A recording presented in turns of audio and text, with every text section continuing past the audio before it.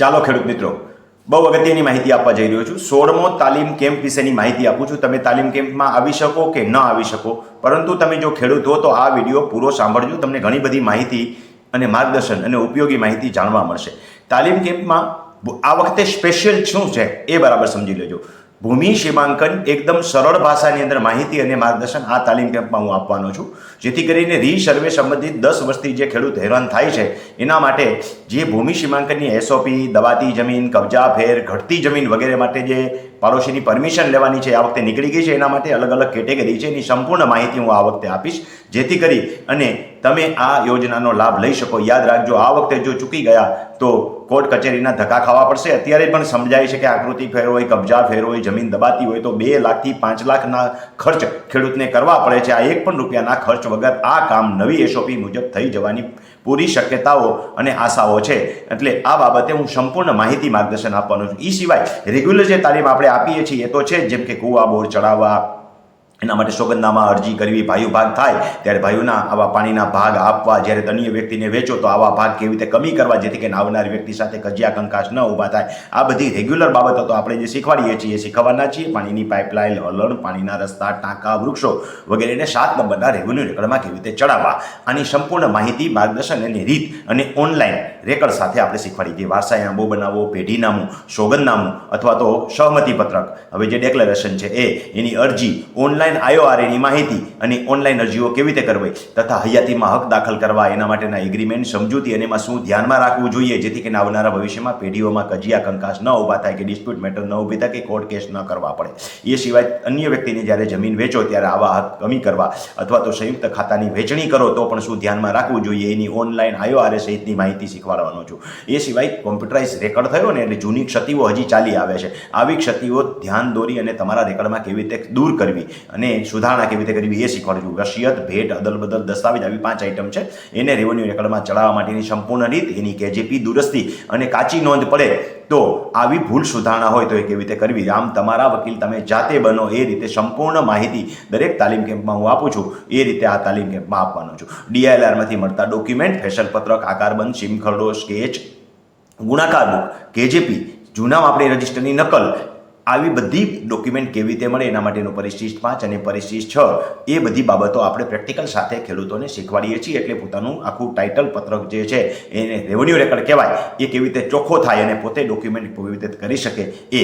હવે સૌથી અગત્યની વસ્તુ અને ખેડૂતોનો પ્રાણ પ્રશ્ન હોય તો એ દબાતી જમીનનો છે. શેઢાપાલાની જમીનો દબાવી ઘટવી, આના માટે શેકડાવાળાના કેસ લાગુ પડતા હોય તો એ, અથવા તો મુખ્ય પ્રશ્નની શરૂઆત થાય માપણીથી તો માપણી અલગ અલગ પ્રકારની હોય છે. આવી માપણીઓ જે છે, કબજા માપણી, હદ માપણી, હિસ્સા માપણી, પૈકી માપણી અને પાડોશી સહમતિ ન આપતો હોય તો શું કરવું, જ્યારે આગળ જતા કોઈ પણ કેસ થાય ત્યારે અહીંયા આવીને અટકી જતું હોય છે. લેન્ડ ગ્રીમિંગ હોય તો ભલે, દબાતી જમીનના પ્રશ્નો હોય તો ભલે. તો આના માટે માપણી કેવી રીતે કરવી એની સંપૂર્ણ માહિતી અને ઓનલાઈન અરજી કરવા સુધીની માહિતી આપણે આપીએ છીએ. અને માપણી થઈ જાય તો એની કેજેપી, દુરસ્તી અને એમાં કાંઈ ભૂલ રહી ગઈ હોય તો આવી ક્ષતિ કેવી રીતે સુધારવી, આમ ખરા અર્થમાં તમારો રેકર્ડ તમે જાતે કેવી રીતે ચોખ્ખો કરી શકો ત્યાં સુધીનું સંપૂર્ણ માહિતી, માર્ગદર્શન અને તાલીમ આપણે આપીએ છીએ. એવી રીતે આને ઓનલાઈન કેવી રીતે કરવી, ઓનલાઈન રેકર્ડ તપાસણી કરવી, આરટીએસ, તમારા રેકર્ડમાં કંઈ પણ ડોક્યુમેન્ટ જોઈતા હોય ને ન મળતા હોય તો આરટીએસ કેવી રીતે કરવી, એની અપીલ કેવી રીતે કરવી, આ બધી બાબતો આપણે શીખવા. આ સિવાય સૌથી અગત્યનું છે ટાઇટલ પત્રક, જે 3 રીતે તૈયાર થાય છે. ખેડૂતોને ખબર જ નથી. ક્ષેત્રફળનું ટાઇટલ પત્રક, માલિકી રિલેટેડ ટાઇટલ પત્રક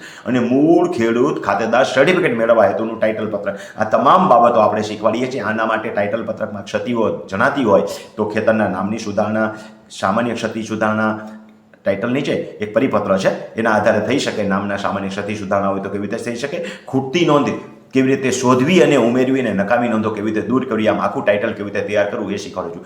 સૌથી અગત્યની વસ્તુ છે, સરકારના નવા પરિપત્રો આવતા હોય છે એની છણાવટ કરીએ છીએ. હમણાં જે મારે ભૂમિ સીમાંકનના નવી પરિપત્રની વાત કરી એવી રીતે કોઈ ખેડૂતોને જો સુઓ મોટો દ્વારા નવી શરતને જૂની શરત જ્યાં લાગુ પડતું હોય ત્યાં ન થઈ હોય તો કેવી રીતે કરવી, બિનખેતી પ્રીમિયમ પાત્ર શબ્દ દૂર કેવી રીતે કરવો, નવી શરતની જમીનમાં લોચા ધડક હોય છે આના માટે શું શું ડોક્યુમેન્ટની જરૂર પડે એ તમામ ડિટેલ્સ અને માહિતી સાથે સમજાવું છું અને શીખવાડું છું. તથા પોત ખરાબ આ વર્ગને જરાયતનમાં કેવી રીતે ફેરવો એ શીખવાડું છું. 135 નોટિસ બજે એમાં શું કાળજી રાખવી જોઈએ તથા એની ક્ષતિ હોય તો કેવી રીતે સુધારી એ શીખવાડી છે. અને આરએ પોર્ટલ ઉપર હવે આપણે આ તમામ બાબતો જે છે એની આખી એસઓપી ગવર્મેન્ટની ગાઈડલાઈન છે અને દરેકની અરજી કેવી રીતે કરવી એનું લિસ્ટ એક ટોપિક કંઈ પણ ભૂલ્યા વગર એ મુદ્દા સાથે હું તમને લેખિતમાં આપીશ. આવી તો કુલ 84 આઇટમો આપું છું. આ વખતે 10 નવી આઇટમો આપણે તૈયાર કરી છે. આમ લગભગ સમજી લો 94 પાનાનું લિસ્ટ આખું હોય છે, જેમાં અરજી, સોગંદનામા, સરકારી એસઓપી, ગાઈડલાઇન અને ઓનલાઈન અરજી સુધીની તમામ માહિતી હોય છે. છૂટા ન પડતા 7 નંબરના પાનિયાને કેવી રીતે છૂટું પાડવું, એકત્રીકરણ કેવી રીતે કરવું, નવા ટુકડા ધારો શું છે અને ટુકડા ધારાનો ભંગ ન થાય એના માટે શું કાળજી રાખવી જોઈએ, સોગંદનામા કરતા વખતે શું કાળજી રાખવી જોઈએ. એથી અગત્યની વસ્તુ બહુ હોય છે કે સોલ્વન્સી સર્ટિફિકેટ, મેડિકલ બોન્ડ, દારપણાનો દાખલો, જામીનગીરી સંબંધિત સંપૂર્ણ A to Z સુધીની માહિતી અને માર્ગદર્શન હું તાલીમ કેમ્પ દરમિયાન આપું છું.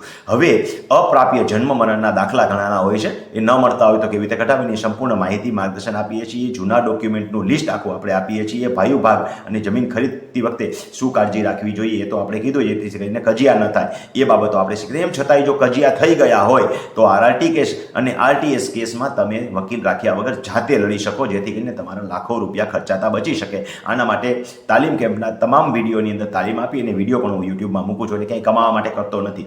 લેન્ડ ગ્રેડિંગ જે છે એના થયા હોય તો એના માટે શું કરવું, પાણી નિકાલના પ્રશ્નો હોય તો શું કરવું, મામકોટના પ્રશ્નો હોય તો શું કરવું, રસ્તાના પ્રશ્નો, આ પણ જાતે કેસ કેવી રીતે લડી શકો એની સંપૂર્ણ માહિતી શીખવાડું છું. આ સિવાય શેકડા બારાના કેસની સંપૂર્ણ માહિતી અને IORAની અંદર ઉપલબ્ધ તમામ સેવાઓની સંપૂર્ણ માહિતી આપું છું.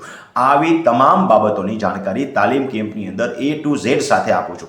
તાલીમ કેમ્પના વિડીયો સાંભળી લેજો. તાલીમ કેમ્પ કંઈ કમાવા માટે નથી. ગરીબ વ્યક્તિ હોય તો એને ફીમાં ડિસ્કાઉન્ટ પણ આપું છું. આ વ્યક્તિએ પ્રથમ મને મેસેજ કરી અને પોતે ગરીબ છે એટલું ઈશ્વરની સાક્ષીએ કહેવાનું હોય છે, તો રજિસ્ટ્રેશન કરાવતા પહેલાં આ લાભ લેવાનો હોય છે. હવે રજિસ્ટ્રેશન કેવી રીતે કરાવવું એની સંપૂર્ણ માહિતી આપું છું. તાલીમ કેમ્પની અંદર શનિ રવિ 2 દિવસનો તાલીમ કેમ્પ હોય છે. જેને કાંઈ પ્રશ્ન છે, ફાઇલ ચેક કરાવવાના છે, એને જ 1 દિવસ વધારે આવવાનું છે. 2 દિવસ શનિ રવિના તાલીમ કેમ્પમાં આવવા માટેની ફી 3500 છે. જેને કાંઈ પ્રશ્ન છે, કોઈ કેસ છે, કોઈ કેસમાં અભિપ્રાય લેવાના છે, તો એવી વ્યક્તિઓએ 1 દિવસ વધુ એટલે શુક્રવારે આવવાનું હોય છે. એમને 1000 રૂપિયા વધારે ભરવાના હોય છે. તો આ બરાબર સમજી લ્યો. કોઈએ માત્ર શુક્રવાર માટે આવવાનું નથી. શુક્ર, શનિ, રવિ 3 દિવસનો હોય છે, જેને માત્ર તાલીમ લેવી છે, અને શનિ રવિ 2 દિવસનો હોય છે. હવે તમે તાલીમ કેમ્પમાં આવો છો તો કઈ રીતે આવશો? તો સૌ પ્રથમ તો તમારે 1000 રૂપિયા ભરીને રજીસ્ટ્રેશન કરાવવાનું છે. હું તમને મારો મોબાઈલ નંબર આપું છું, યાદ રાખજો. મોબાઈલ ઉપર માત્ર અને માત્ર મેસેજ કરવાનો છે, કોઈએ ફોન કરવાનો નથી. ફોન કરશો તો એ નંબર બ્લોક થઈ જશે.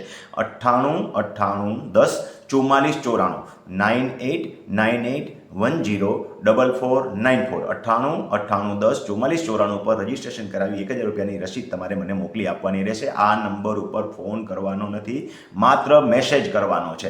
એવી જ રીતે જેને 1000 રૂપિયા ભર્યા પછી માનો કે કંઈ પણ તકલીફ હોય ને કંઈ પૂછવું હોય તો પણ એ મને આ જ નંબર ઉપર મેસેજ કરીને પૂછી શકશે. પણ બરાબર યાદ રાખજો, તાલીમ કેમ્પમાં કોણે આવવાનું છે? તો જે વ્યક્તિ મારા રેગ્યુલર વિડીયો જોતો હોય એને જ આવવાનું છે. જે મને બરાબર સમજતો હોય, સાંભળતો હોય એને જ આવવાનું છે. શુક્રવારે જેને મળવું છે એના માટે પણ આ જ લાગુ પડે છે. હવે તમે મને રેગ્યુલર નથી જોતા તો યુટ્યુબમાં જઈ રમણીકભાઈ કોટડિયા વિડીયો નામની ચેનલમાં પ્લેલિસ્ટ આપેલું છે, જેમાં જૂના તાલીમ કેમ્પના તમામ વિડીયો આપેલા છે. એ જ પ્રથમ જોઈ લેવા, પછી જ રજીસ્ટ્રેશન કરાવવું, જેથી કરીને તમે ખરા અર્થમાં મારી કાર્ય પદ્ધતિ અને શીખવવાની રીતને સમજી શકો. હવે જો કોઈ વ્યક્તિએ રજીસ્ટ્રેશન 1000 રૂપિયા કર્યા પછી નથી આવી શકશો તો ચિંતા કરવાની જરૂર નથી. નેક્સ્ટ એટલે બીજા તાલીમ કેમ્પની અંદર આવશે ત્યારે એને એની રજીસ્ટ્રેશન ફી પૂરેપૂરી બાદ મળી જશે. એટલે કે એને કશું ગુમાવવાનું રહેતું નથી. એટલે ફરીને રજીસ્ટ્રેશન કરાવશે એટલે એને બાકીની ભરવાની રકમમાંથી આગલી જમા રકમ બાદ થઈ જશે. આગામી તાલીમ કેમ્પ ક્યારે છે એની માહિતી બરાબર સમજી લો. આગામી તાલીમ કેમ્પ 13 અને 14 જૂનના રોજ છે. ફરીને કહું, આગામી તાલીમ કેમ્પ આવતા મહિનામાં એટલે જૂન મહિનાના બીજા શનિ રવિમાં છે. જેને મળવું છે એમના માટે શુક્ર, શનિ, રવિ 3 દિવસ છે. તાલીમ કેમ્પમાં આવવા માટે ફરીને કહું, 1000 રૂપિયા ભરી અને રજીસ્ટ્રેશનની નકલ મને 98 98 10 44 94 મોકલી આપજો. આમાં કોઈએ ફોન કરવાનો નથી, માત્ર મેસેજ કરવાના છે. એટલે આ રીતે તમે તાલીમ કેમ્પમાં મારા સુધી પહોંચી શકશો. યાદ રાખજો, કોઈ વ્યક્તિ ગરીબ હોય તો એને ડિસ્કાઉન્ટ આપું છું. રજીસ્ટ્રેશન કરતાં પહેલાં એને આ વિગત મને આપી દેવાની રહેશે.